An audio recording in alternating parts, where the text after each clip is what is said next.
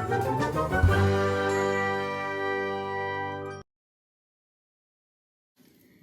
everyone!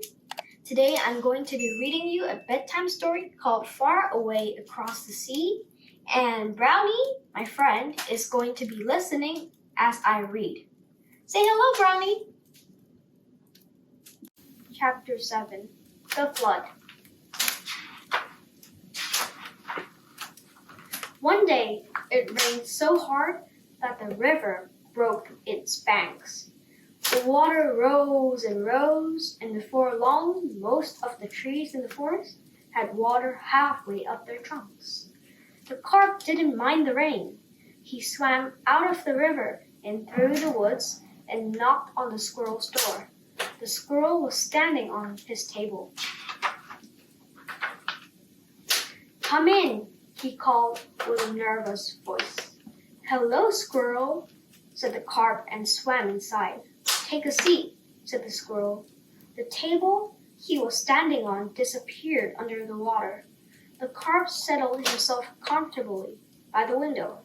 He admired the dark green view and waved at the pike, who was swimming along in the distance.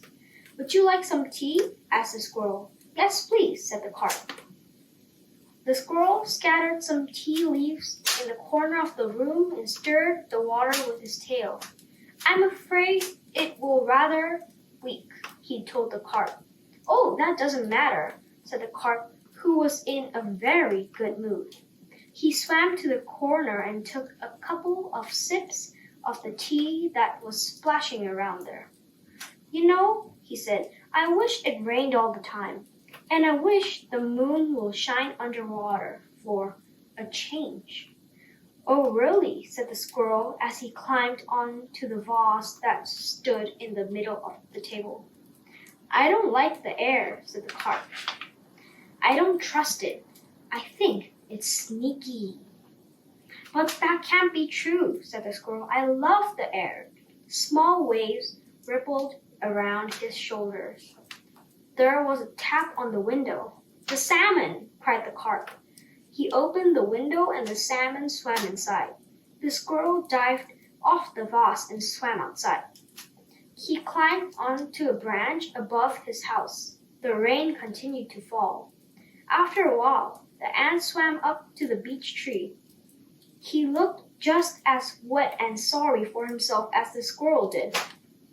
They sat side by side on the branch in silence. Below them, in the squirrel's house, it was getting busy. The perch and the dolphin had dropped in, followed by the bream and the tickleback. "There's plenty of tea," called the squirrel. The bubbles of air floating up told them that the guests were dancing and singing. Then the moon came up, and with a gentle splash, the last drop of rain fell into the gleaming water. The stars began to twinkle, and very cautiously the squirrel and the ant fell asleep.